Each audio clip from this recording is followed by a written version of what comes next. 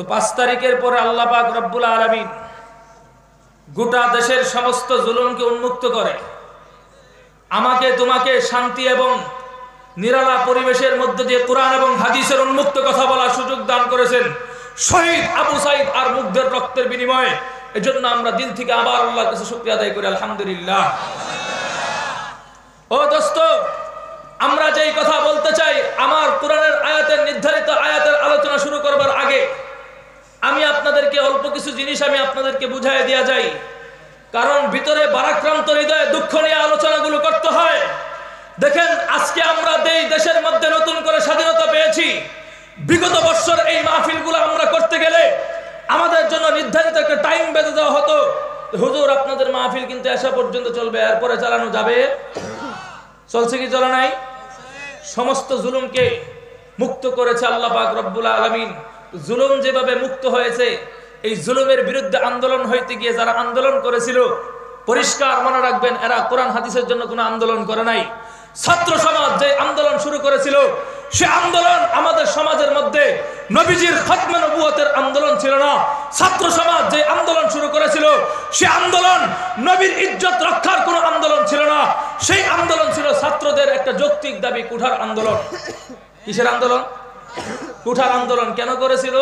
ছাত্ররা দেখতেছে যে আমাদের মেধা ভালো, আমাদের সব কিছুই আছে, এরপরও আমাদের সমাজের মধ্যে ভুয়া মুক্তিযোদ্ধা সনদের নামে রাষ্ট্রের মধ্যে নর্তকী যারা একজন মহিলা 10 জন পুরুষের খাট কাবায়া সংসদের মধ্যে বুখারী আর মিশকাত শরীফের দর্শ দেয়, এই চিত্র যেন বাংলাদেশে না হয়, এই জন্য ছাত্র আন্দোলন করেছিল। কথা ঠিক না বেঠিক? ছাত্র সমাজ যখন দেখলো উত্তরবঙ্গের একজন মহিলা সংসদ সদস্য হয়েছে, যেই সংসদ সদস্য আপনার 2 বছরের বাচ্চার মতো বাংলা রিডিং করতে পারে না, এরকম গাদাখুর সংসদ সদস্য যেন ভিতরে না ঢুকতে পারে, এই জন্য কুঠার আন্দোলন করেছিল। কথা ঠিক না বেঠিক? এই আন্দোলন করতে গিয়ে দেশের আফাম জনতা এবং আলেম সমাজ দেখলো ছাত্ররা হচ্ছে মজলুম, আর যারা তাদের কুঠার দাবি আদায় করতেছেন তারা হচ্ছে জালেম। সর্বসাধারণ এবং উলামায়ে কেরাম ঐক্যবদ্ধ হয়ে গেল, জালেম আর মজলুম এই দেশের মধ্যে একসাথে থাকতে পারবে না। কথা ঠিক না বেঠিক? জালেম আর মজলুমের লড়াইকে বন্ধ করার জন্য গোটা দেশের আলেম সমাজ যখন ঐক্যবদ্ধ হয়ে স্লোগান দিয়েছিল, 5 তারিখের আন্দোলন যদিও ছাত্রদের কুঠার আন্দোলন ছিল, কিন্তু ফজরের পর থেকে দুপুর 12টা পর্যন্ত ওটা কুঠার আন্দোলন ছিল না। এদেশের ইসলাম প্রিয় তৌহিদি জনতার নারায়ে তাকবীর আল্লাহু আকবারের ধ্বনির আন্দোলন ছিল।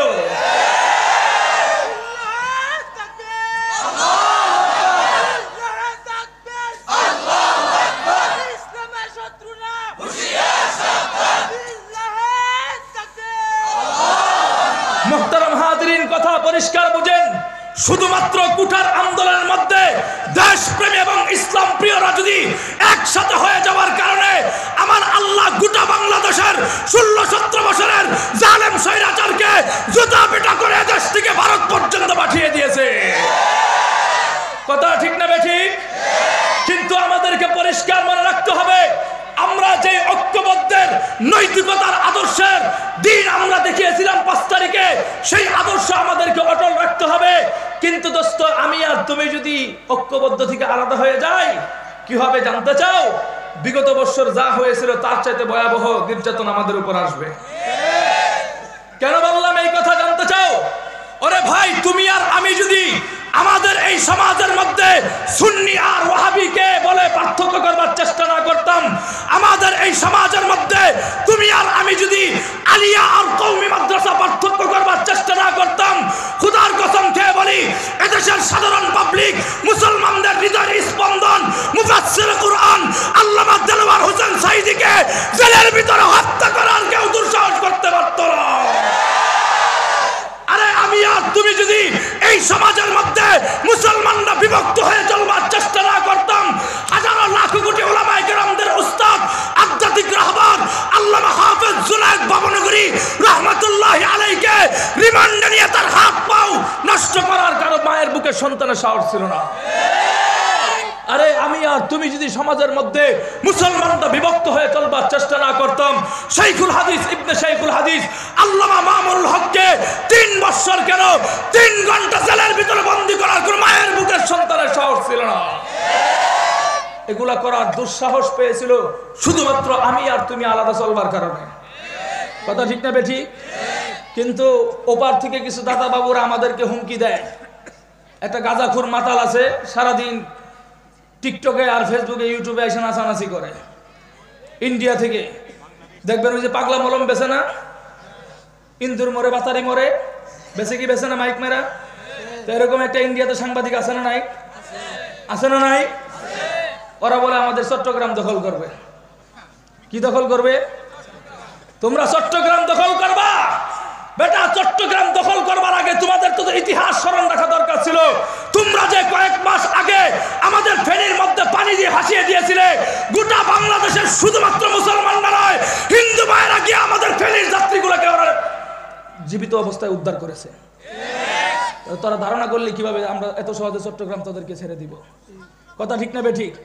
তবে একটা কথা মনে রাখতে হবে, হিন্দু ভাইয়েরা, আমরা 5 তারিখে আপনাদের মন্দির পাহারা দিয়েছিলাম দেখে আপনারা আমাদেরকে দুর্বলতার ব্যবহার করতেছেন, এটা ভাবতেছেন, ভুল ধারণা করবেন। এই মিয়া, আমরা 5 তারিখে তোমাদের মন্দির পাহারা দিয়েছিলাম তোমাদের মূর্তির নিরাপত্তা দেওয়ার জন্য নয়। বুকে হাত দিয়ে বলি, 5 তারিখে আমরা উলামায়ে কেরাম মন্দির পাহারা দিয়েছিলাম এই দেশের মানুষের স্বাধীনতা এবং দেশের স্বাধীনতা রক্ষা করার জন্য তাদের মন্দির পাহারা দিয়েছিলাম। যদি আমরা তোমাদের মন্দির পাহারা না দিতাম, তোমরা যাদের সাথে তাল মিলিয়ে চলো, তোমাদের বাড়িগুলোতে ওই সমস্ত ছাত্রলীগের দলের আগুন ধরায় দিত। কথা ঠিক না বেঠিক? কাজেই এই কথার দুর্বলতার সুযোগ আপনারা ব্যবহার করেন না যে আমরা আপনাদেরকে মূর্তি পাহারা দিয়েছি দিকে আপনারা আমাদেরকে মারবেন। আলিফ হত্যার পর আমরা যে পরিচয় দিয়েছি, গোটা পৃথিবীর মানুষ জানে বাংলাদেশের মুসলমানরা নীরব মানুষ। কথা ঠিক না বেঠিক? না হয়তো তোমরা যখন আমাদের মুসলমান আলিফকে হত্যা করেছিলে, আমরা চাইলে গোটা বাংলাদেশের একটা হিন্দু থাকতো না, কিন্তু আমরা প্রতিশোধ নেই নাই। আমরা এই কথা বিশ্বাসী, কুকুর মানুষের পায়ে কামড় দিছে বিদায় মানুষের কি কুকুরের পায়ে কামড় দেওয়া শোভা পায়? শোভা পায়? আমরা আলিফ হত্যার প্রতিশোধ নেই নাই। আলিফ হত্যার প্রতিশোধ নেওয়ার জন্য জনগণ উসলায় দেওয়ার কোনো দরকার নাই। শুধু এতটুকু বলবো, হাটাজারি মাদ্রাসা, নানপুর মাদ্রাসা, বাংলাদেশের উল্লেখযোগ্য যাত্রাবাড়ি মাদ্রাসা, ওই সমস্ত মাদ্রাসার নুরানি নাজারা ছাত্র আছে না, ওরা যদি বারান্দা থেকে প্রস্রাব করে দেয়, বাংলাদেশের সমস্ত হিন্দুগুলো বাইসা যাবে। কথা ঠিক না বেঠিক? কিন্তু দোস্ত, আমাদেরকে কথা মনে রাখতে হবে, আমরা বিচ্ছিন্ন হলে চলবে, ঐক্যবদ্ধ হয়ে চলতে হবে। ঐক্যবদ্ধ হয়ে আগামীর এই সোনার বাংলা নতুন ভাবে জাগরণ করতে হবে। কিভাবে করতে হবে জানতে চাও? ও দোস্ত, আমরা বিগত স্বাধীনতার সময় দেখেছি, সেই স্বাধীনতার পরে আমাদের বাংলাদেশ জিয়াউর রহমানের আদর্শে পরিচালনা হয়েছে। সেই স্বাধীনতার পরে আমার এই বাংলাদেশ শেখ মুজিবুর রহমানের আদর্শে পরিচালনা হয়েছে। বিগত স্বাধীনতার পরে আমরা দেখেছি আমার এই বাংলা রবীন্দ্রনাথ ঠাকুরের আদর্শে রাষ্ট্র পরিচালনা হয়েছে। তবে মুসলমান, আমরা যেহেতু সংখ্যাগরিষ্ঠ মুসলমান, সকলে ঐক্যবদ্ধ হয়ে নতুন স্লোগান তুলতে হবে। আগামী দিনের নির্বাচনে যারা ক্ষমতায় যাবে, কোন ব্যক্তির আদর্শে রাষ্ট্র পরিচালনা হবে না, সমস্ত মুসলমান এক স্লোগান তুলতে হবে, তোমার আমার নেতা, সকল ধর্মভিত্তিক মানুষের অভিনেতা, আগামী দিনের রাষ্ট্র মুহাম্মাদের আদর্শ রাষ্ট্র পরিচালনা হবে, মুহাম্মাদের আদর্শ রাষ্ট্র পরিচালনা হবে।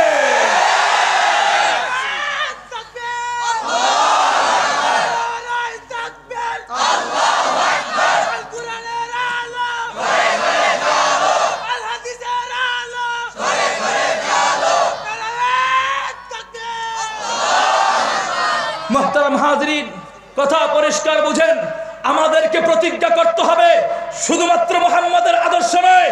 বিগত সরকার আমরা দেখেছিলাম এক টাকলা মুরাদ বাড়ি, কি আপনাদের এদিকে? আপনাদের এদিকে জামালপুর জেলা তো টাকলা মুরাদ বলেছিল সংসদে নাকি আল্লাহর নাম বিসমিল্লাহ থাকবে না। বলছিল কি বলছিল না? ক্ষমতার পাওয়ারে বলছিল, আল্লাহ ক্ষমতা থেকে নামায় দিছে। এখন মুসলমানদেরকে প্রতিজ্ঞা করতে হবে, আগামীতে যেই নির্বাচনে যাবে মুসলমানদের সাথে প্রতিজ্ঞা করতে হবে সংসদের ভিতরে আল্লাহর নাম পুনরায় আস্থা অবিশ্বাস ফিরিয়ে দিবে। এরপরে দেশের নির্বাচন হবে। আল্লাহর নাম সংসদে আসা ব্যতীত বাংলাদেশের কোন রাজনৈতিক দল রাজনীতি করতে পারবে না। এই দাবি আমাদেরকে করতে হবে, কারণ প্রতিদারা প্রতিদার দাবি আদায় করতেছে। আমরা মুসলমান হয়ে আমাদের দাবি আদায় করতে পারবো না কেন? কথা ঠিক না বেঠিক? মুহতারাম হাজরিন, আল্লাহ পাক রব্বুল আলামিন আমাদের সাথে ওয়াদা করেছেন, অঙ্গীকার করেছেন, তোমাকে আমাকে ইজ্জত দান করবেন। তো কিভাবে দিবেন এটার বিস্তারিত আলোচনায় আমি ঢুকবো। আল্লাহ বলতেছেন ওয়ালিল্লাহিল ইজ্জাতু ওয়ালি রাসূলিহি ওয়ালিল মুমিনিন। আল্লাহ বলতেছেন ইজ্জত এবং সম্মান এটা আমি আল্লাহ তাআলা দান করেছি নবী এবং রাসূলদেরকে। সুবহানাল্লাহ। এই মিয়া সুবহানাল্লাহ বইলা বলাই তো হয়, এখান থেকে সুবহানাল্লাহ পড়তে দেরি হয়, রহমতের ফেরেশতা তোর জন্য জান্নাতের ভিতরে গাছ লাগাইতে দেরি হয় না। তো আল্লাহ বলতেছেন ইজ্জত এবং সম্মান এটা আমি নবী এবং রাসূলদেরকে দান করেছি। অতঃপর আমার আল্লাহ বলতেছেন এই ইজ্জত এবং সম্মান এটা আমি আল্লাহ তাআলা দুনিয়াতে সাধারণ ইমানদার মুসলমান তোমাকে আমাকে দান করেছে। তো আল্লাহ ইজ্জত দান করেছেন। আল্লাহ বলতেছেন আমরা হলাম সম্মানিত, আমরা হলাম ইজ্জতের জাতি। ও দোস্ত, অথচ আমরা আল্লাহর কোরআনের এই আয়াতটাকে যদি ডান সাইডে রাখি আর গোটা পৃথিবীর ভয়াল মানচিত্রটাকে যদি বাম সাইডে রাখি, তাহলে আমরা দেখতে পারবো আমার আল্লাহর এই কোরআনের আয়াতের সাথে পৃথিবীর মানচিত্রের কোনো মিল। আল্লাহ বলতেছে ইজ্জতের জাতি, অথচ আমরা ফিলিস্তিনে তাকাইলে দেখতে পারি পৃথিবীর মধ্যে সবচাইতে বড় পরাজিত এবং লাঞ্ছিত এবং অবহেলিত একটা জাতির নাম হচ্ছে মুসলমান। কথা ঠিক না বেঠিক? তাহলে আল্লাহর এই কোরআনের আয়াতের সাথে তো পৃথিবীর মানচিত্রের কোনো মিল।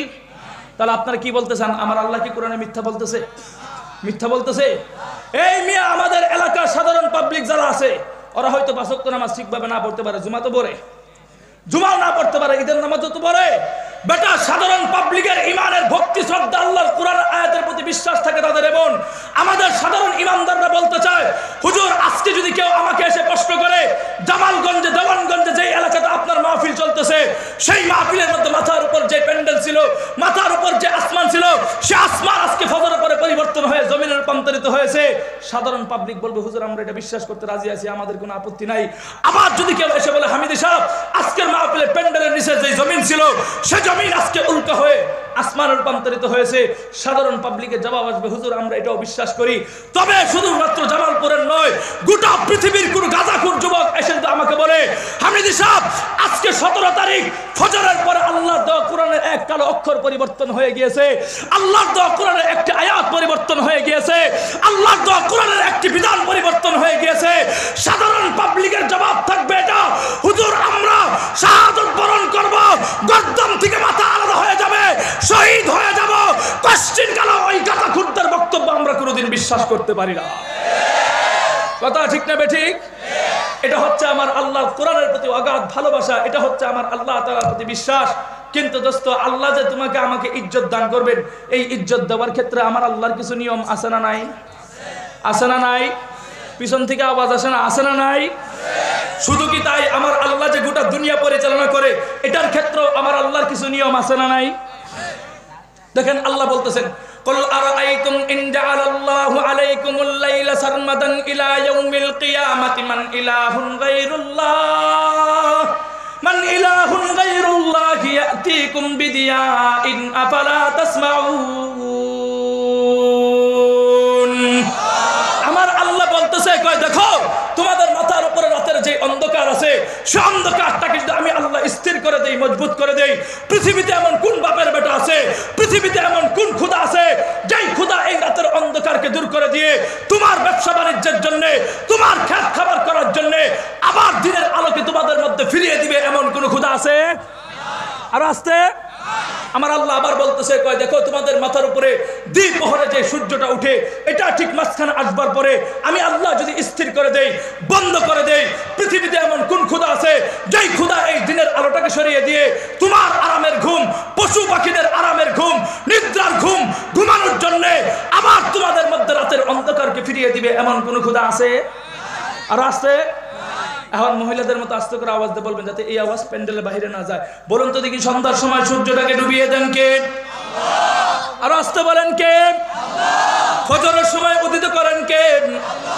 ও দোস্ত মাটির গভীর নিচ থেকে নলকূপের মাধ্যমে বিশুদ্ধ পানি পান করার জন্য এই পানির ব্যবস্থা করে দেয় কে? আল্লাহ। ও দোস্ত তোমার আমার ধান ক্ষেতের মধ্যে যখন বৃষ্টির প্রয়োজন হয় যমুনা নদীর ওই পানিগুলো, পদ্মার ওই পানিগুলো, মেঘনার এই পানিগুলো কুদরতি বাষ্পের মাধ্যমে আকাশের মধ্যস্থল পর্যন্ত পৌঁছিয়ে মেঘমালায় জমাটকৃত করে তোমার জন্য আমার জন্য ধান ক্ষেতের মধ্যে বৃষ্টি বর্ষণ করে দেয় কে? ও দোস্ত এগুলো হচ্ছে আমার আল্লাহ তাআলার নিয়ম, এগুলো হচ্ছে আমার আল্লাহ তাআলার নীতি।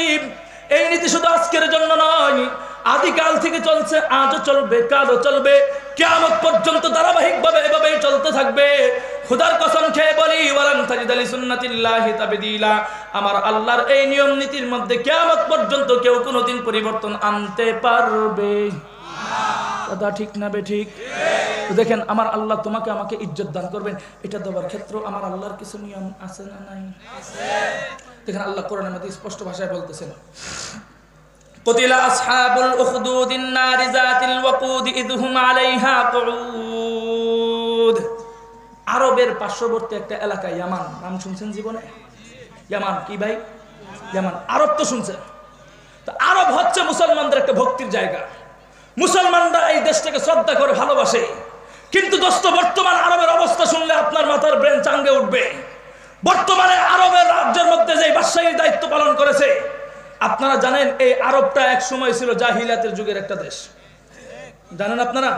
আমার নবী যখন পৃথিবীর মধ্যে আগমন করবে, আগমন করবার পূর্ব মুহূর্তে গোটা পৃথিবীর মধ্যে নারীরা নিজেদেরকে সম্মানিত দাবি করবে তো দূরের কথা, নারীরা দুনিয়াতে বেঁচে থাকাটাই ছিল তাদের জন্য বড় অপরাধ।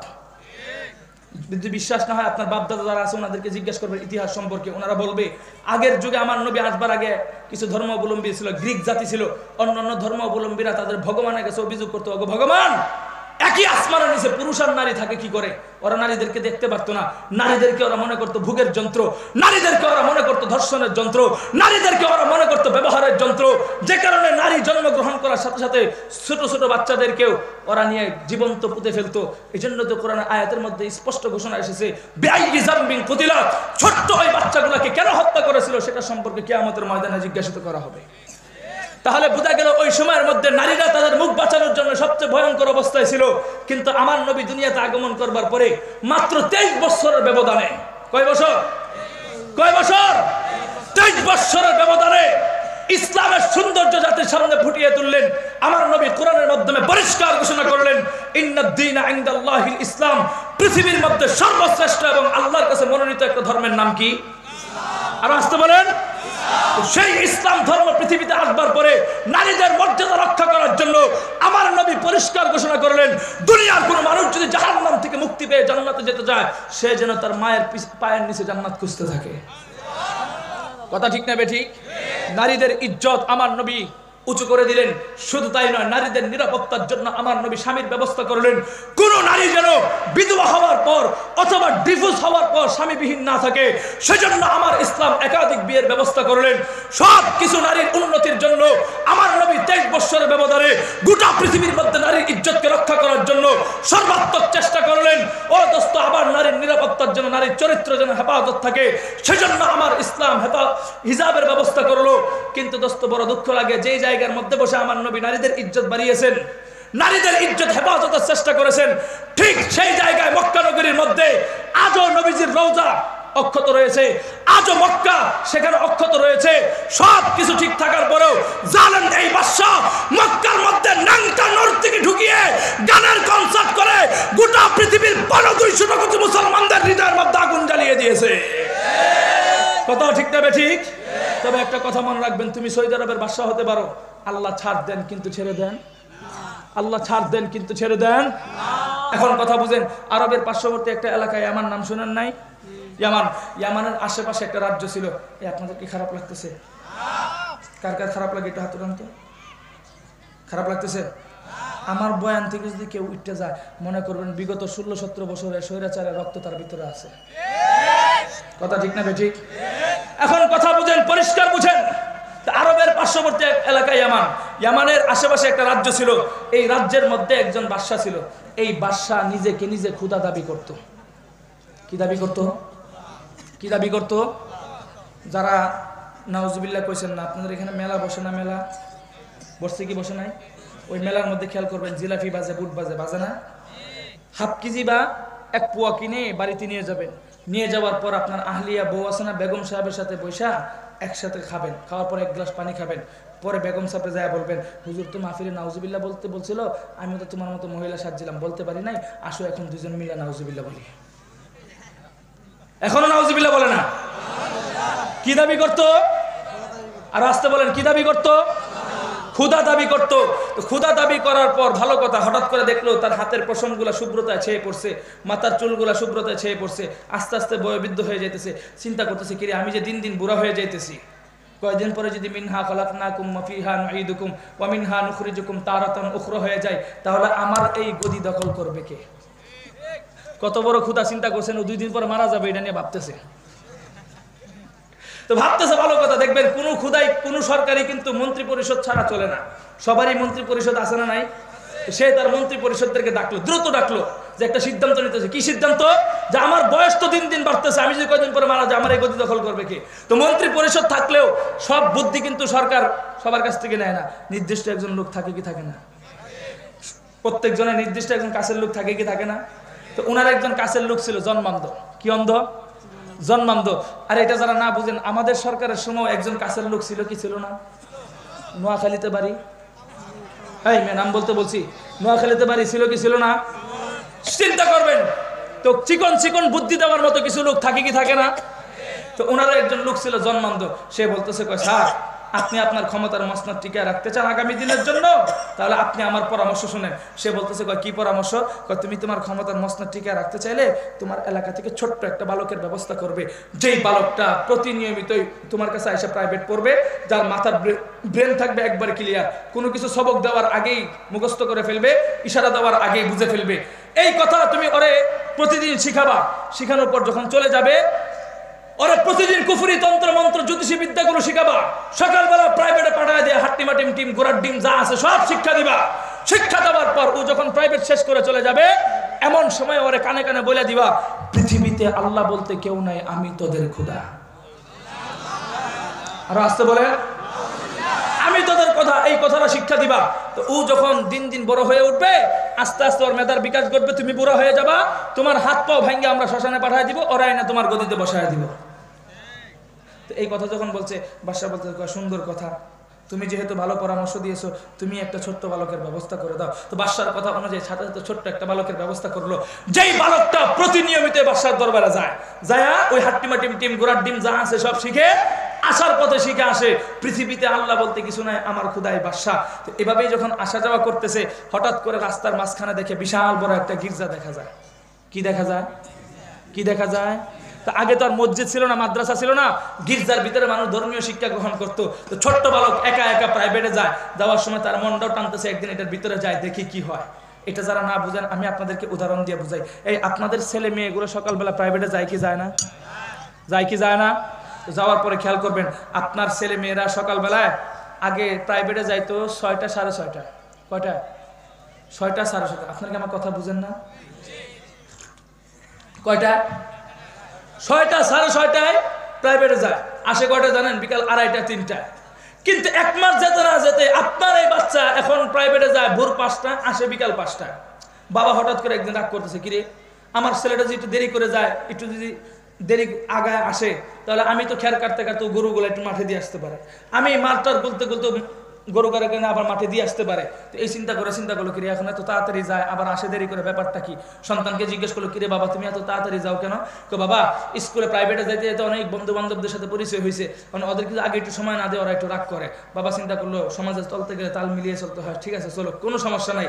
হঠাৎ করে একদিন নিয়ত করছে, বাবা তো ফজরের নামাজ পড়ে মাদ্রাসায় আসে, তো মাদ্রাসায় এসে ফজরের নামাজ পড়ে একদিন নিয়ত করলো যে আমি একটু জগিংয়ে যাই আর ছেলের পিছনে অনুসরণ করি, ও কোন বন্ধু বান্ধবদের সাথে ঘুরে একটু দেখা দরকার।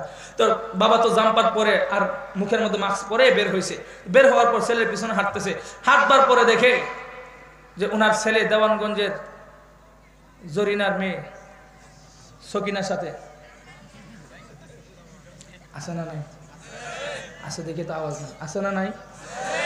বাবা চিন্তা করলো সকাল সকাল একজনের সাথে প্রাইভেটে যাইতেই পারে, নো সমস্যা, বাদ দিল।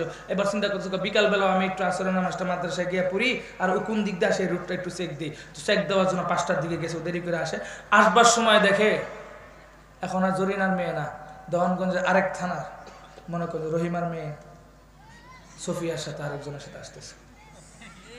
আছে না নাই? এরা নিষ্পাপেরা এগুলো কিছুই বুঝতেছে না, আছে না নাই?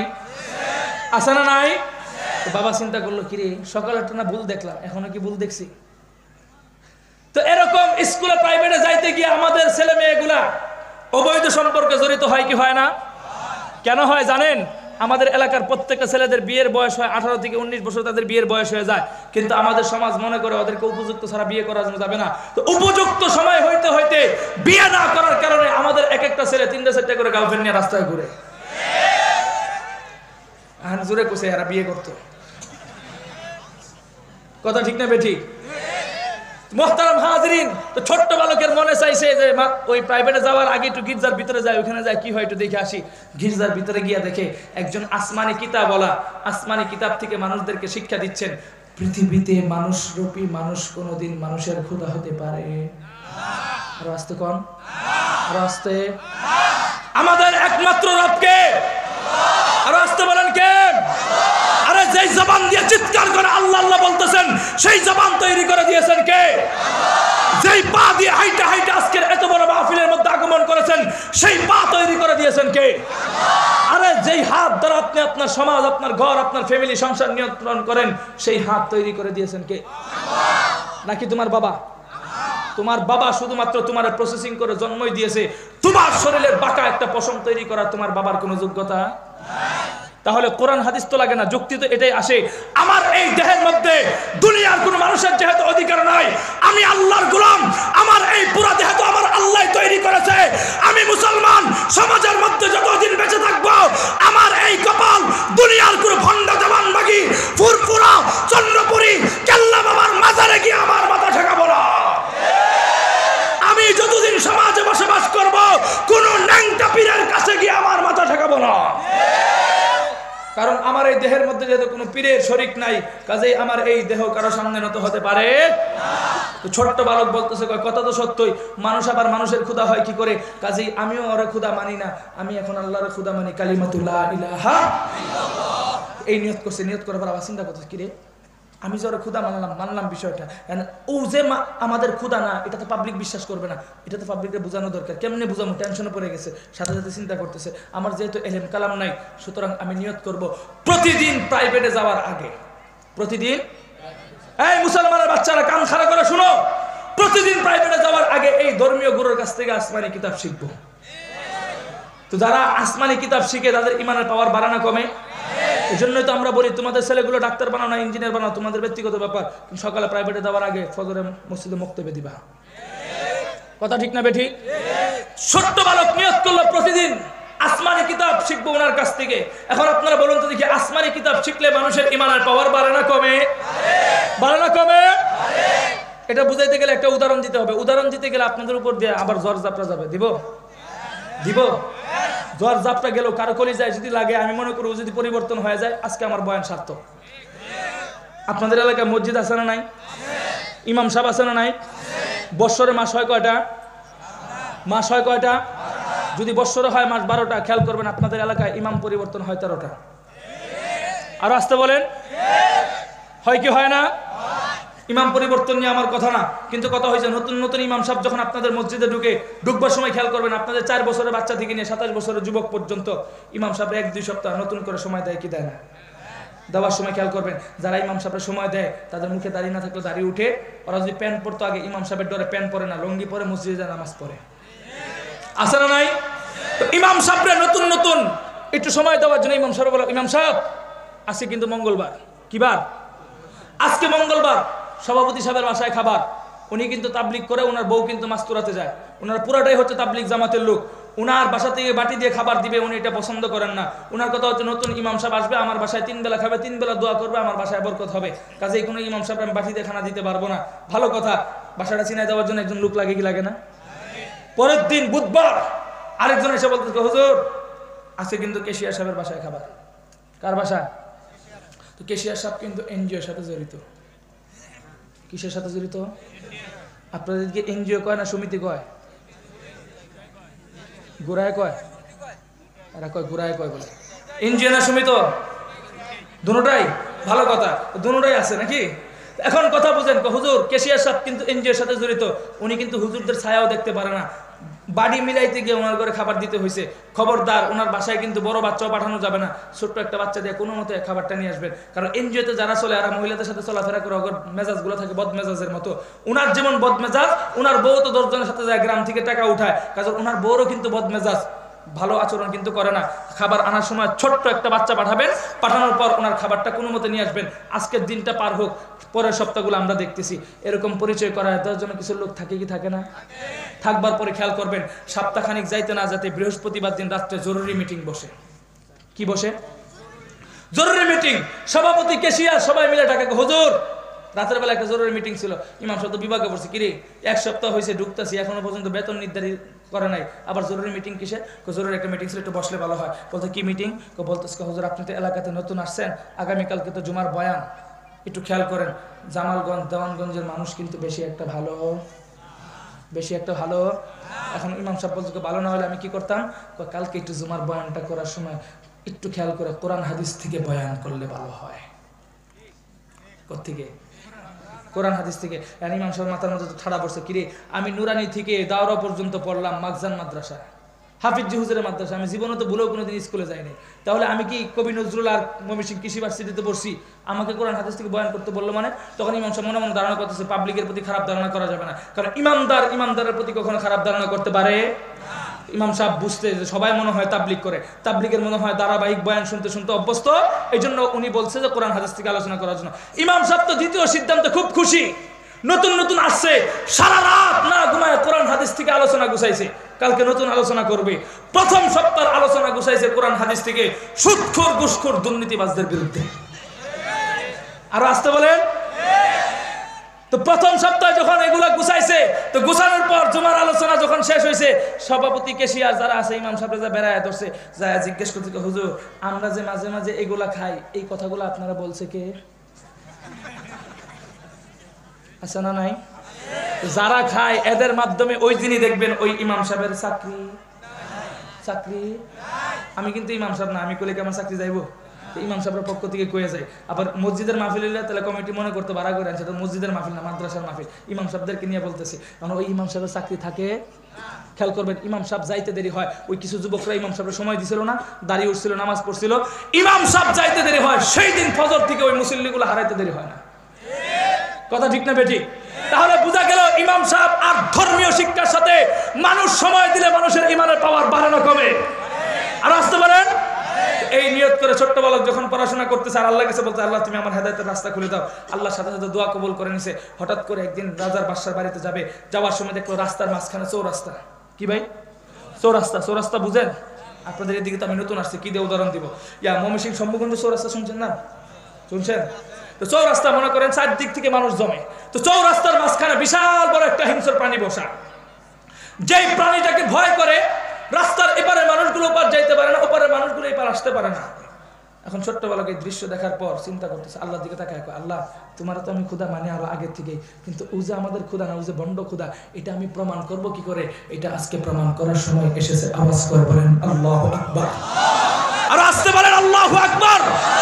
ছোট্ট এই বালক আল্লাহকে বলতেছে, ও আল্লাহ আজকে আমি তোমার জাতি নাম আর সিফাতি নামের উপর ভরসা করে ছোট্ট একটা পাথর নিয়ে এই হিংস্র প্রাণীর উপর নিক্ষেপ করব। নিক্ষেপ করতে দেরি হবে, হিংস্র প্রাণী যেন মরতে দেরি না হয়। ছোট্ট বালক দোয়া করতে দেরি হয়েছে, আমার আল্লাহ দোয়া কবুল করতে দেরি হয় নাই। সাথে সাথে ছোট্ট এই বালক এতটুকু একটা পাথর নিয়ে বিশাল বড় হিংস্র প্রাণীর উপর যখন নিক্ষেপ করলো, নিক্ষেপ করার সাথে সাথে ওই বিশাল বড় হিংস্র প্রাণী দুনিয়া থেকে মৃত্যুবরণ করতে দেরি হয় না। আল্লাহু আকবার। আর আসতে বলে। তো এই ঘটনা যখন ঘটাইছে, উপস্থিত যারা ছিল এরা সবাই দেখে কি দেখে না? আর আসতে বলেন। দেখে যখন ওইখানে কিছু মুরব্বীরা ছিল যাদের শরীরের মধ্যে কুষ্ঠরোগে আক্রান্ত ছিল, তো এরা সবাই মিলে বাচ্চাটার কাছে আসছে। আয়সা ওরা ধারণা করতেছে, কিরে এতটুকু একটা বালক এতটুকু একটা পাথর দিয়ে এত বড় প্রাণী মেরে ফেলছে, নিশ্চিত ওর ভিতরে কিছু না হয়তো এতটুকু একটা বালক রফিকুল ইসলাম মাদানী সেই নেত্রকোনা থেকে চিল্লানি দিলে গোটা দেশ কাঁপা উঠে, নিশ্চিত রফিকের ভিতরে কিছু কথা ঠিক না বেঠিক? ওই ধারণা করে গেছে মুরব্বীরা। যাওয়ার পরে বলতেছে, কিরে তুমি এত বড় ঘটনা করতে ঘটাইলা? ছোট্ট বালক বলতেছে, খবরদার এই ঘটনা আমি ঘটাই নাই, ঘটনাটা দেখাইছি আমি, ঘটাইছেন কে? কথাটা ভালো করে বুঝেন। যে সমস্ত মাজার পূজারী আর পীর পূজারী আছেন তারা আমার কথা একটু ভালো করে বুঝেন। ঘটনাটা দেখাইছি আমি, ঘটাইছেন কে? আরে এই জন্যই তো আমরা পরিষ্কার বলি, দুনিয়াতে পীর আউলিয়া বুজুর্গদেরকে আমরাও ভালোবাসি, আমরাও মহব্বত করি। এখনো পর্যন্ত সিলেটের গহরপুরি বিশ্বাবের কথা আমাদের মনে আছে। আমরা জানি গহরপুরি এমন একটা পীর ছিল, যেই পীর আসরের উজু করতেন সিলেটে, মাগরিবের নামাজ পড়তেন এসে ময়মনসিংহে। এই কথা আমরা মানি, বিশ্বাস করি। কিন্তু ঘটনা হচ্ছে এগুলা মাঝে মাঝে পীররা দেখাইতেন, কিন্তু গড়াইতেন কে? গড়াইতেন কে? তো ওই কথাগুলাই আমাদের সুন্নি ভাইয়েরা বুঝতে চায় না। বেটা এতটুকু কথা বিশ্বাস করো, পীরের কোনো ক্ষমতা নাই এই জিনিসগুলো করার। পীরদেরকে আল্লাহ মাঝে মধ্যে ক্ষমতা দেয়, তোমরা এগুলো দেখাও, কিন্তু ঘটানোর কোনো ক্ষমতা, কারণ ঘটানোর ক্ষমতা যদি থাকতো তাহলে এক বাড়িতে এক কারগুজারি দেখায় আরেক বাড়িতে যায় করতে পারতো। এতটুকু ক্ষমতা নাই। আল্লাহ যখন মনে চায় ওনাদের মাধ্যমে দেখায়, মানুষ যেন হেদায়েতের পথে আসে, কিন্তু পীরদের কোনো ক্ষমতা। কিন্তু ওরা বিশ্বাস করে পীরই দেখায়, পীরই ঘটায়, কাজেই কোনো কিছু চাইতে হলে বাবার কাছেই চাইতে হবে। নাউজুবিল্লাহ বাইজ্জা পড়েন। এই কথা যখন বলছে এই ঘটনাটা ঘটাইছেন আল্লাহ, তারা আকরে তাকায়, তারা তো আল্লাহ বলতে কাউরে ছিল না, সিনে বাদশারে। তখন বলতেছে তোমার আল্লাহ কেডা? আমার একজন আল্লাহ আছে, যে আল্লাহ আমারও আল্লাহ, তোমাদেরও আল্লাহ, তোমাদের বন্ড খুদারও আল্লাহ। আওয়াজ করে বলেন আল্লাহু আকবার। তো এই কথা যখন বলছে 16-17 বছর যে গোলামি করছে, ওদের গায়ে একটু লাগে কি লাগে না? লাগে কি লাগে না? লাগবার পরে বলতেছে তোমার আল্লাহ যদি আসলে থাকে ওই আল্লাহরা যদি একটু বলতা, আমাদের শরীরের মধ্যে একটু জারফুক করে যে রূপগুলা যদি একটু ভালো করে দিতা। ছোট্ট বালক আল্লাহর দিকে তাকায় কয়, আল্লাহ বেঈমান বড় জাতে খারাপ। বেঈমান বড়, এই কথাটা যারা না বুঝেন, আপনাদের এলাকাতে হিন্দু আছে না নাই? হিন্দু ভাইয়েরা আপনাদের সাথে চলে কি চলে না? ফ্রি ফায়ার লুড্ডু একসাথে সেলুনের দোকানে বসে খেলে কি খেলে না? হাসান মিসা খেয়াল করবেন, আমাদের মুসলমান সমাজগুলো হিন্দু ভাইদের সাথে রক্তের সাথে তাল মিলিয়ে, জাতীয় ভাই হিসেবে ওদের সাথে মিলা পূজার মধ্যে গিয়ে হিন্দুদের প্রস্রাব খায়। আছে না নাই? হিন্দুদের কি খায়? প্রস্রাব খায়। কিন্তু বেঈমান বড় জাত খারাপ, আপনারা নিয়ে নাড়ু খাওয়াবে, প্রস্রাব খাওয়াবে, কিন্তু দেখবেন এই হিন্দুগুলা ভুলেও কোনোদিন মুসলমানদের ঈদের নামাজে আসবে, রোজার ইফতারে বাদ দিলাম, এগুলো তো ধর্মীয় কাজ। মুসলমানদের যে বিয়ে হয় এটাও তো অর্ধেক হিন্দুয়ানি সংস্কৃতিতে, ডিজে গান বাজায়, গায়ে হলুদ দিয়া, এগুলো তো কিন্তু হিন্দু আসে, হিন্দু আসে। বেঈমান বড় জাতে খারাপ, তোমাকে নিবে, ওরা আসবে, কথাই বুঝেন। তো আল্লাহকে বলতেছে, আল্লাহ ওরা বেঈমান বড় জাতে খারাপ, আমি এক খেলা দেখাইছি, ওরা আরেক খেলা দেখতে চায়। এখন আমি এই খেলা যদি না দেখাইতে পারি, নিশ্চিত ওরা তোমার কালেমার প্রতি অবিশ্বাস করবে। কাজে বেঈমানদেরকে এই সুযোগটা দিও না। ছোট্ট এই বালক আল্লাহর কাছে ফরিয়াদ করে, কুষ্ঠরোগী মানুষদের পিঠের মধ্যে হাত বুলাইতে দেরি হয়, সাথে সাথে কুষ্ঠরোগের মানুষগুলো দুনিয়াতে সুস্থ হয়ে যায়। আরো আসতে বলে। তো যারা সুস্থ হয়ে যায় এরা এখন ক্ষুধা মানে কারে? আর আসতে খাও। আমার আশ্চর্য লাগতেছে, সিলেটে যখন আমরা বয়ান করি, আমার সামনে 200-300 লোক থাকে, আপনাদের সাথে গলার আওয়াজ অনেক বেশি থাকে। এখানে না হলে তো 1000-2000 লোক আছে, তা আপনাদের গলার আওয়াজ তো আসতে কেন? এখন থেকে যে আস্তে আওয়াজ করেন, বয়ান পারলে দেখবেন 20 মিনিটের ভিতরে শেষ, কিচ্ছু করার থাকতো না, মনে রেখে। তো বলতে এখন এরা ক্ষুধা মানে কারে? কারে? কারে? আল্লাহর নাম কইতে কষ্ট হয়নি, কারে? এই খবর চলে গেছে বাদশার দরবারে, উজিরের কাছে। উজিরের কথা মনে আছে? কোন উজির? জন্মান্ধ উজিরের কাছে যখন গেছে, যাবার সাথে সাথে জন্মান্ধ চিন্তা করতেছে, কিরে পিঠে হাত দিলে যদি রূপ ভালো হয়ে যায়, আমি তো জীবনে কোনোদিন দুনিয়া দেখি নাই, ওর কাছে গেলে যদি আমার 2টা চোখ ভালো হয়ে যায়। সাথে সাথে নিয়ত করে গেছে, আল্লাহু আকবার বলে। নিয়ত করে যখন বের হয়েছে, মনে করেন উজির এই প্যান্ডেলের বাইরে, বাচ্চারা এখানে 20-25 হাত দূর থেকে চিনে ফেলছে। সুবহানাল্লাহ কোন? বলবেন হুজুর চোখ নাই চিনলো কেমনে? এটা উদাহরণ দিয়ে বুঝাইতে গেলে বাস আবার আপনাদের উপর দিয়ে যাবে। এই মেয়ে, আমাদের এলাকায় অন্ধ আছে না নাই? বুবা আছে না নাই? বদির আছে না নাই? খেয়াল করবেন, আমাদের সমাজের বুবা প্রতিবন্ধী অন্ধরা, ওদের মাথার ব্রেনগুলো আমাদের সাথে বেশি কাজ করে। বলবেন হুজুর কেন? জানতে চাও কেন? আরে বেটা, আমার সমাজের বুবা প্রতিবন্ধী অন্ধরা তো তোমার মতো আমার মতো 24 ঘন্টা ইউটিউব আর ফেসবুকে নাংটা প্রোফাইলিং আর ইন্ডিয়ান নর্তকী নাচ দেখে না, যে কারণে আমাদের চাইতে ওদের মাথার ব্রেনগুলো অনেক ভালো কাজ করে। এটা তোমরা বললেও ঠিক, না বললেও কথা ঠিক না বেঠে? তো এখন দূর থেকে চিনা ফেলছে, জিজ্ঞেস করতে, কিরে তুই না সেই বালক যেই বালককে আমি বাদশার কাছে পাঠাইছিলাম ক্ষুধায়িত্ব শিকার জন্য? তো সে বলতেছে, কোন বাদশা? আন্তাজি মান্তাজি। মানুষ আবার মানুষের ক্ষুধা হয় কিভাবে? সে হচ্ছে একজন বন্ড ক্ষুধা। কথা ঠিক না বেঠিক? বলছে যখন এই উজির তো 16-17 বছর তার কাছে গম আর চাউল খাইছে, গায়ে একটু লাগে কি লাগে না? উজির মানেই হচ্ছে মন্ত্রী। মন্ত্রী মনে মনে ভাবতেছে, কয় যা বাস যাওয়ানের বাস, আমার ক্ষুধার উপর দিয়ে যাক, আমি আমার চোখ ভালো করতে পারলেই তো হয়। এই এরকম উজির মন্ত্রী আছে না নাই? আর আসতে বলেন আছে না নাই? সে চিন্তা করতেছে যা বাস যাও না বাস আমার ক্ষুধার উপর দিয়ে যাক, আমার চোখ ভালো করতে পারলেই তো হয়। এরকম উজির মন্ত্রী আমাদের জেলাও ছিল কি ছিল না? যারা হাজার হাজার কোটি টাকা জনগণের নামে সংসদ থেকে বাজেট পাস করে আনবার পরে ঢাকা থেকে গাজীপুর হাইওয়ে পার হওয়ার আগে দেখবেন টাকাগুলো বাটোয়ারা করে খেয়ে ফেলছে। ওরাও চিন্তা করছে যা বাস যাও না বাস দলের উপর দিয়ে যাক, আমি আমার বাড়ি গুলশানে আর লন্ডনে করতে পারলেই তো হয়। কথা ঠিক না বেটি? এরকম ভাবে উজির যখন চিন্তা করলো তো বলতেছে তোমার যে আল্লাহ আছে ওই আল্লাহ যদি বলতে আমার দুইটা চোখ একটু ভালো করে দিতে। ছোট্ট এই বালক আল্লাহর কাছে ফরিয়াদ করে জন্মান্ত ব্যক্তির চোখের উপর আঙ্গুল বুলাইতে দেরি হয়েছে, সাথে সাথে জন্মান্ত ব্যক্তি দুনিয়া দেখতে শুরু করে দিয়েছে। এখন এরা ক্ষুধা মানে কারে? কারে? আল্লাহরে ক্ষুধা মানে। এই খবর চলে গেছে বাদশার দরবার পর্যন্ত। বাদশার দরবারে যখন গেছে বাদশা চিন্তা করতেছে কিরে এক ছোট্ট রফিকুল ইসলাম মাদানে দুর্গাপুর থেকে চিল্লানি দিলে গোটা সংসদ সহ কাফে, কাজেই এই রফিকরা আর রাখা যাবে? এই রফিককে আর রাখা যাবে? রাত 2টা হোক 3টা হোক ধরে নিয়ে আসো, সাদা কাপড় আর কালো পোশাক। আগে তো আর র‍্যাব পুলিশ ছিল না, ছিল হলো রাজপ্রহরী। বাদশা হুকুম দিল যাও ছোট্ট ওই বালকটাকে ধরে নিয়ে আসো। রাজপ্রহরীরা জিজ্ঞেস করে স্যার ধরে আনবার পরে কি করবো? তো বিশাল বড় একটা পাহাড়ের উপর নিয়ে যাবা, উপর থেকে ছেড়ে দিবে, নিচে পড়ে মারা যাবে। বেঈমান মারবে, আল্লাহ রক্ষা করবে। এজন্যই তো মুসলমানরা বলে মারে আল্লাহ ওইসে রাখে আল্লাহ, রাখে আল্লাহ। বক্তা উল্টা কোক আর বাউ কোক সবই ঠিক। কথা ঠিক না বেঠিক? রাখে আল্লাহ। ও মারার জন্য সিদ্ধান্ত নিছে। সিদ্ধান্ত নেবার পর পাহাড়ের উপর যখন উঠাইলো, উঠানোর পর সব যখন পাহাড়ের উপর উঠলো, আমার আল্লাহ পাহাড়কে হুকুম করলো হে পাহাড় তোমার উপর আমার এক ছোট্ট বালক আগমন করতেছে, নিষ্পাপ এই শিশুকে হত্যা করার জন্য তারা নিয়ে যাচ্ছে, খবরদার আমার এই ছোট্ট গোলামের জন্য কোনো ক্ষতি না হয়। পাহাড় এই কথা শুনবার পরে ছোট্ট ওই বালকটাকে চুম্বকের মতো আকর্ষণ করে ধরে রাখলো। ভিন্ন দিক থেকে পাহাড় ভূমিকম্পের মতো এমন এক ঝাঁকুনি দিল, এক ঝাঁকুনির মাধ্যমে জালেম বাদশার সমস্ত সৈন্যবাহিনীগুলোকে গাজীপুরের ফ্লাইওভারের মধ্যে, কুলাবাড়ি ফ্লাইওভারের মধ্যে ঝুলায়া পিটায়া পাহাড় থেকে জমিনের নিচে আলু বত্তা বানায় খুদার দরবার জাহান্নাম পর্যন্ত পাঠায়া দিল। আমার আল্লাহ ছোট্ট এই বালককে নিরাপদে আবার বাদশার দরবারে ফিরাইয়া দিল। তো বাদশার দরবারে যখন গেছে, যাওয়ার পরে বাদশা জিজ্ঞেস করে কিরে লোক পাঠাইলাম 11 জন, আসলা একজন, বাকি 10 জন কোথায়? বন্ড খুঁড়া পাঠাইছিল 10 জন, একজন আসতে পারে না, কারণ ওর ক্ষমতা আছে পাঠানোর, আনার কোনো ক্ষমতা। আমার আল্লাহ একজন, গেছিও একা, আল্লাহ নিচে নিরাপদ, আনছেও সুবহানাল্লাহ। এই কথা শোনার পরে বাদশার মাথা ঠান্ডা না গরম? গরম হয়েছে। সাথে সাথে উপস্থিত সিদ্ধান্ত যাও ওরা এইভাবে হবে না, ধরে নিয়ে যাও, সাগরের মাঝখানে গিয়ে নৌকা থেকে ছেড়ে দিবে, নিচে পড়ে মারা যাবে।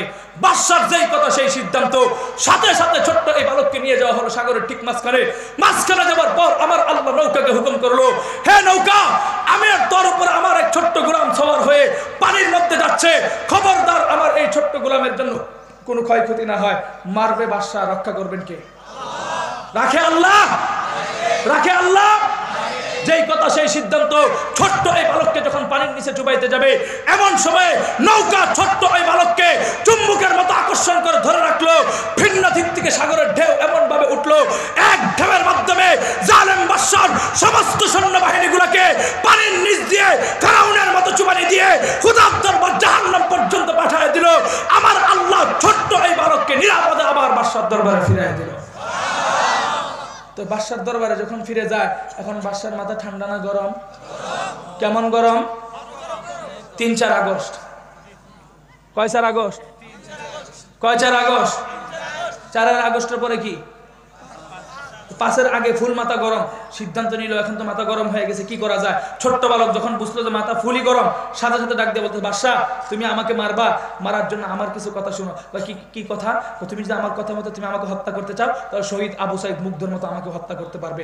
বাদশা বলতে কোনো সমস্যা নেই, কি পরামর্শ বলো? ছোট্ট বালক বলতেছে আমাকে মারতে হলে তোমাকে যারা পূজা করে, র্যাব বলো, পুলিশ বলো, সেনাবাহিনী বলো, যা আছে সবাইকে একটা জায়গার মধ্যে ডাকবে।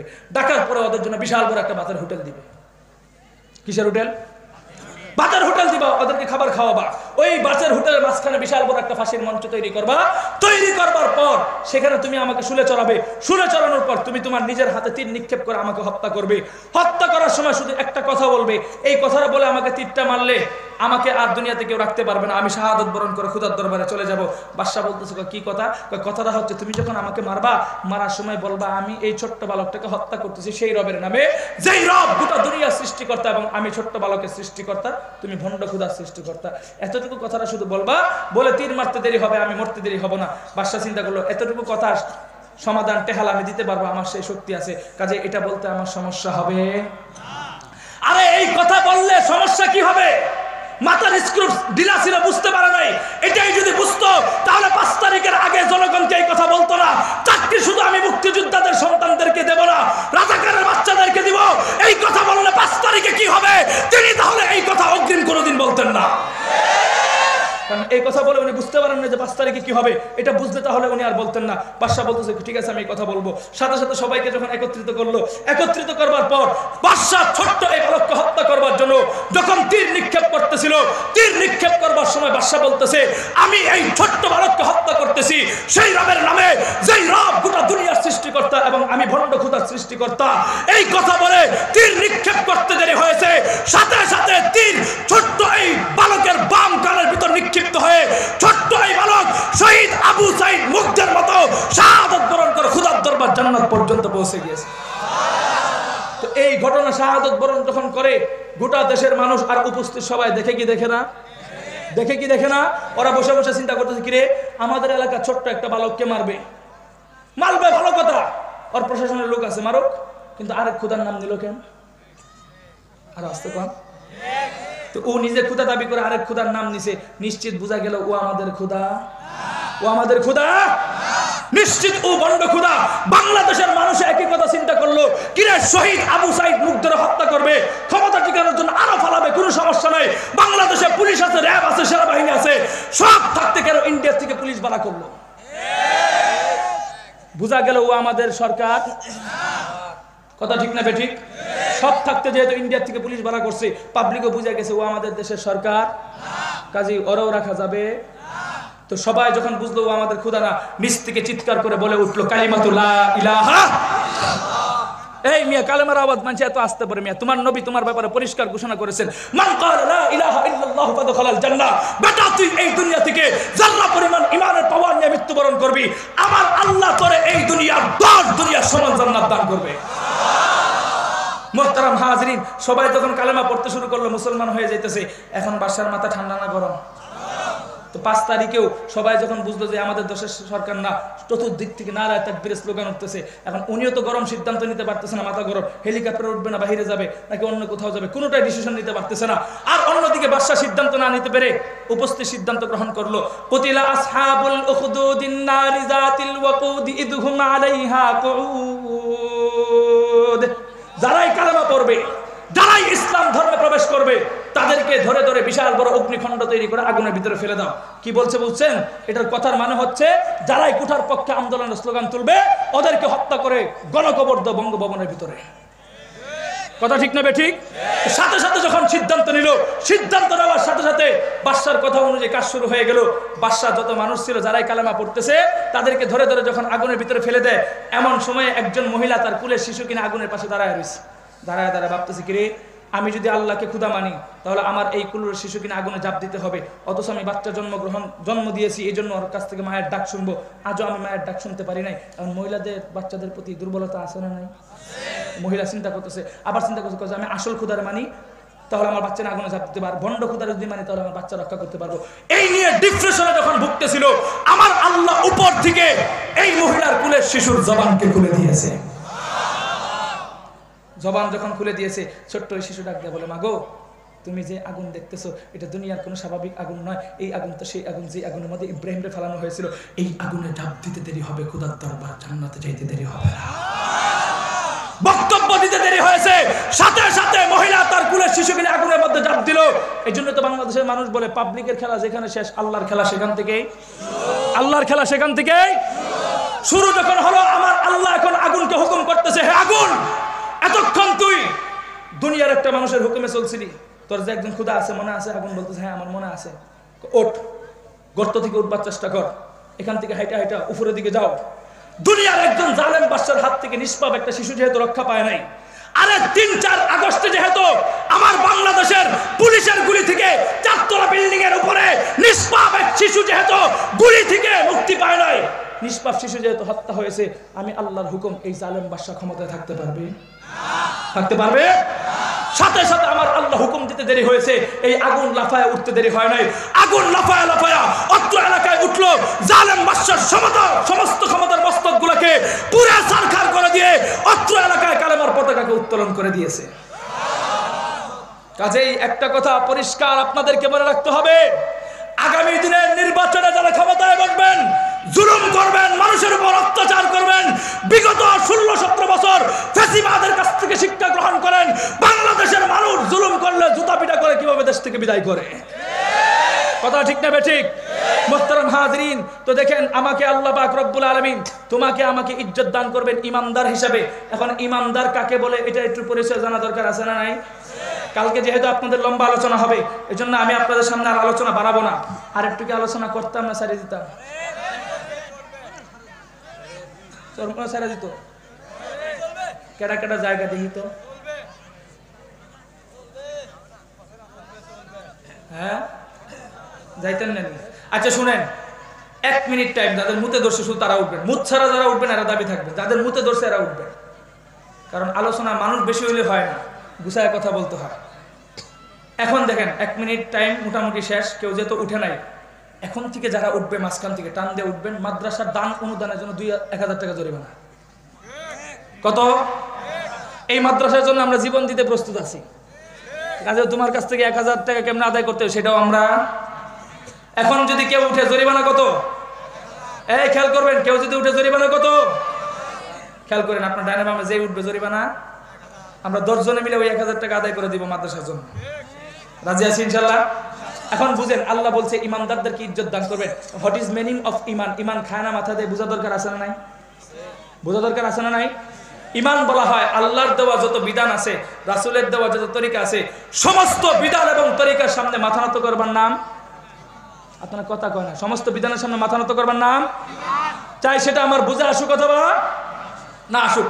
এখন মহিলাদের মতো আওয়াজ দিয়ে বলেন আস্তে করে, বলুন তো দেখি, নামাজের হুকুম দিয়েছেন কে? রোজার হুকুম দিয়েছেন কে?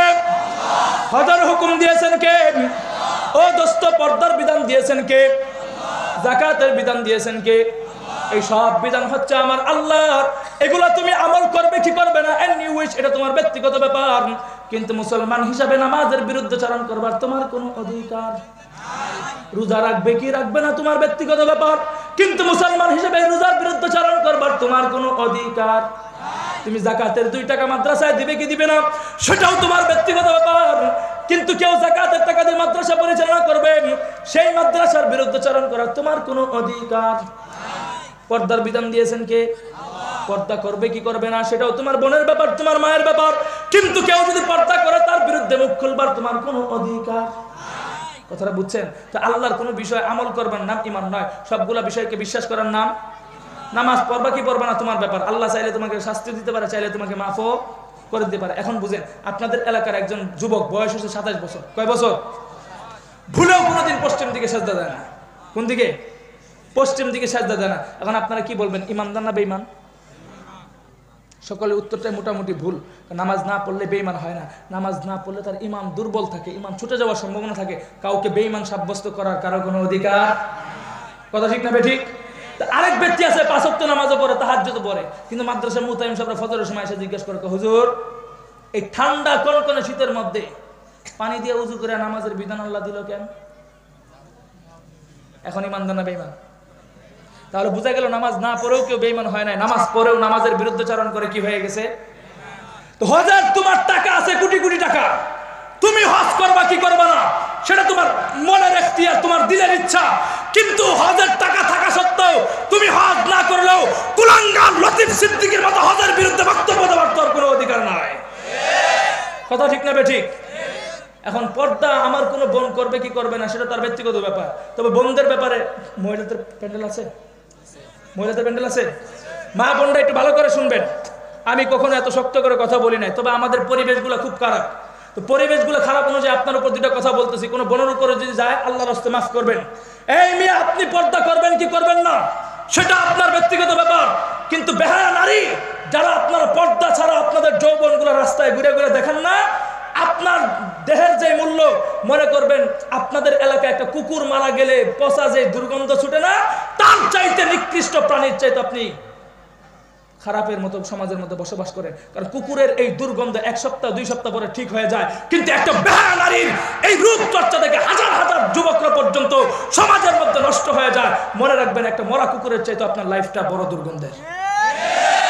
এখন আপনি পর্দা করবেন কি করবেন না আমার বলার দায়িত্ব আমি বলে দিলাম, কিন্তু কথা হচ্ছে পর্দা না করলেও সেটা ইসলাম তোমাকে জোর করে কেউ পর্দা করাবে না। কিন্তু পরিষ্কার বলে দেই, দেশের মধ্যে কোনো স্বৈরাচার নাই। আবার যদি আমার কোনো জেলার মধ্যে কোনো স্কুলের হেডস্যার আমার বোনের হিজাব নিয়ে তারা হাসরা করবার চেষ্টা করে, আমার কোনো বোন স্কুলে যাওয়ার কারণে বুরকার মধ্যে যে হাত দেওয়ার চেষ্টা করে, আমরা দেওয়ানগঞ্জের সকল মুসলমান ঐক্যবদ্ধ হয়ে সেই স্কুল স্যারের হেডস্যারের আমরা হাতকে ভেঙে ঘুরিয়ে দিব। কথা ঠিক না বেঠিক? আমার কোন বোন পর্দা করবে কি করবে না সেটা তাদের ব্যক্তিগত ব্যাপার, কিন্তু মুসলমানদের হিজাবের বিধানের পর কোন কুলাঙ্গারের বাচ্চা হাত দেওয়ার চেষ্টা করবে সেই হাত আমরা সুস্থ রাখবো না। কথা ঠিক না বেঠিক? মুহতারাম হাজরিন, এটা হচ্ছে ঈমান। ঈমানের আরেকটা সংজ্ঞা দিই। আপনাদের এলাকায় তাবলীগ আসে? আছে? আপনাদের এলাকায় তাবলীগ আসে? কোন গ্রুপ? উলামা গ্রুপ না সাদ গ্রুপ? উলামা গ্রুপ না সাদ গ্রুপ? বলবেন হুজুর দুইটা জাতিকে আপনারা বিভক্ত করেন কেন? ভাই বড় দুঃখ লাগে, আমরা বিভক্ত করি না, আমরা চাইছিলাম না বিভক্ত করতে, কিন্তু এরা এমন একটা জাতি জানেন মানে খারাপই হয়, কোনোদিন ভালো হতে পারে। টঙ্গী ইজতেমার ময়দানের মধ্যে ছোট্ট ছোট্ট হ্যাজখানা বাচ্চাদেরকে শীতের মধ্যে ময়লা পানির মধ্যে চুবাইছে। এরা বলে ধর্মীয় কাজ করে। তাবলীগের কাজ হচ্ছে মানুষের পিঠে হাত বুলাই দিয়ে কাজ করে। মানুষের শরীরে হাত দিবে কেন? কথা ঠিক না বেঠিক? গত কয়েকদিন আগে রক্তারক্তি করছে, কিন্তু ওদের সমাজ ওরা চালাক, কোনো সমস্যা নাই, কিন্তু ওই বিষয়ে আমরা যাইতে চাই না, পাবলিক এটা বুঝতে দিতে চাই না, দরকার নাই। এমনিতে তো উম্মত বিভক্ত হয়ে যাচ্ছে, কিন্তু বড় দুঃখ লাগে মানুষগুলো ব্যক্তি পূজা ছাড়তে পারে না, এক আল্লাহকে সন্তুষ্ট করার জন্য দাওয়াতের কাজ করবে এটা পারে না। তাহলে তোমরা যদি ব্যক্তি পূজা করো তাহলে তাবলীগ করার দরকার কি? কথা ঠিক না বেঠিক? মুহতারাম হাজরিন, এখন কথাটা বুঝেন। তাবলীগ ওয়ালারা যখন দেখবেন আপনাদের এলাকায় আসে না, আসার পরে দেখবেন মাগরিবের পরে চমৎকার একটা ঈমানের সংজ্ঞা শেখায়, শেখানোর আগে আসরের পরে কাজ তো করে না? করে কি করে না? করবার সময় খেয়াল করবেন, তাবলীগের লোক বাইরে হইলেও রাহাবার থাকে কোন এলাকা? স্থানীয় না? তো স্থানীয় লোকরা যখন রাহাবার হয়ে আপনাদেরকে দাওয়াত দিতে চায়, নিশ্চিত আমাদের এই যে এই ইয়াং সোসাইটির যুবক যারা আছে এদের কাছে তো যায়, যাওয়ার পরে তো দেখে কিরে চাচা আইছে, দাদা আইছে, সরাসরি তার না করতে পারে না, কানে কানে যায় কয় দাদা দাওয়াত তো ভালোই দিছে আলহামদুলিল্লাহ, মসজিদে যাওয়া দরকার, কিন্তু বড় সমস্যা হলো আজকে তো আমার প্যান্ট ভালো নাই, লুঙ্গি ভালো নাই। আছে না নাই? আছে দিকে তো ঠিক কর লোক নাই। আছে না নাই? কি ভালো নাই? প্যান্ট ভালো নাই, লুঙ্গি ভালো নাই। এই মিয়া, আমি তোমার কাছ থেকে ধর্মীয় পরিচয় জানতে আসি নাই, তুমি আমাকে একটু মানবতার পরিচয় দাও। মুসলমান হিসেবে দরকার নাই, মানবতার পরিচয় দাও। তোমার এলাকায় ছাগল আছে না নাই? কুকুর আছে না নাই? কুকুর এবং ছাগল এই দুইটাই দেখবেন রাতের বেলা আমার বাড়িতে থাকে। কথা ঠিক না বেটি? একটা রাতে ডিউটি করে আরেকটা রাতে বিশ্রাম করে, একটা রাতে ডিউটি করে আরেকটা রাতে বিশ্রাম করে। বিশ্রাম যখন করে দেখবেন কুকুর এবং ছাগল সারা রাত আমার বাড়িতে থেকে প্রস্রাব পায়খানা করে, সকালবেলা নাপাক হয়ে কুকুর চলে যায় বাজারের দিকে তার খাবার আহরণ করার জন্য, আর ছাগলগুলো সারা রাত বিশ্রাম করার পর আমার বাড়িতে প্রস্রাব পায়খানা করে সকালবেলা চলে যায় চারণ ভূমিতে ঘাস খাওয়ার জন্য। ওরা নাপাক হয়ে যায়, সন্ধ্যার সময় আবার নাপাক হয়ে ফিরে। ও মুসলমানের বাচ্চা, আমাদেরও কিছু যুবক আছে যারা সারা রাত পর্যন্ত বউর সাথে মাস্তি করে, মাস্তি করবার পর নাপাক অবস্থায় দোকানে যায়, অথবা প্রস্রাব পায়খানা করে পানি নেয় না, নাপাক অবস্থায় ব্যবসার মধ্যে জড়িত হয়, সারাদিন নাপাক অবস্থায় ব্যবসায় থাকে, সন্ধ্যার সময় আবার নাপাক হয়ে বাড়িতে ফিরে। তুমি কি আমাকে একটু জবাব দিবে?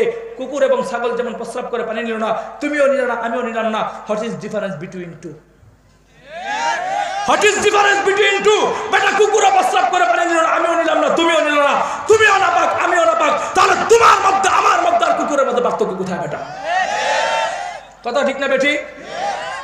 এই জন্য মুইতে পানি নেওয়ার দরকার আছে না নাই? কালকে থেকে আমরা সবাই পানি নিব না ইনশাআল্লাহ।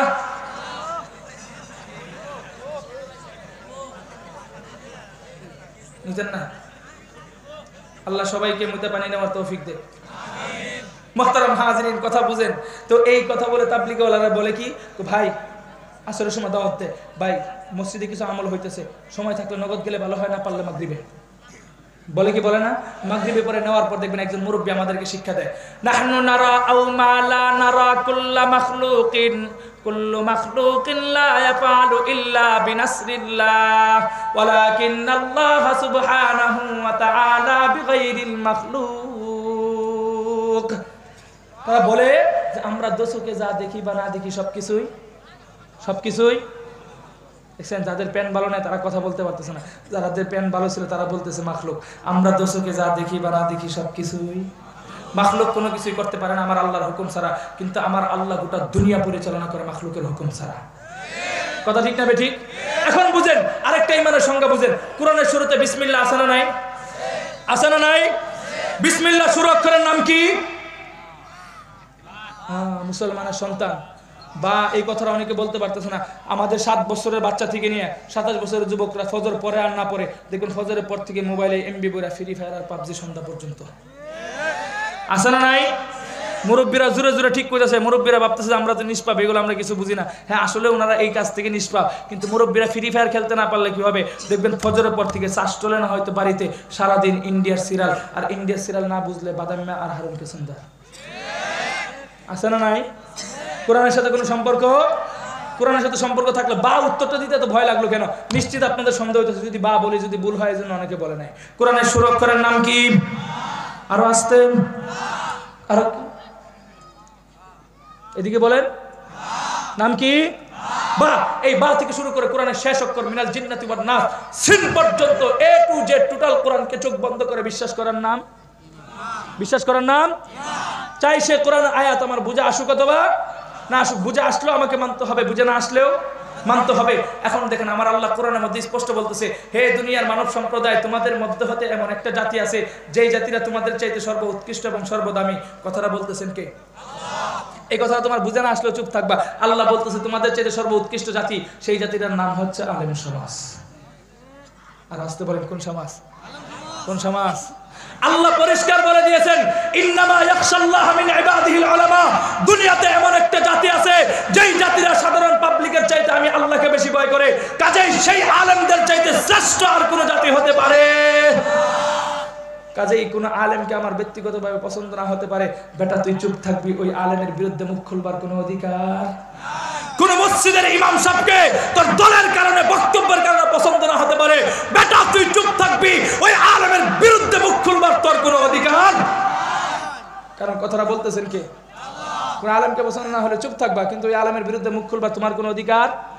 কাজেই কোন আলেম আর কোন মামুনুল হক 2 বিয়ে করছে আর 3 বিয়ে করছে, এটা তদন্ত করবার জন্য আল্লাহ তোরে কমিটি বানায় নাই।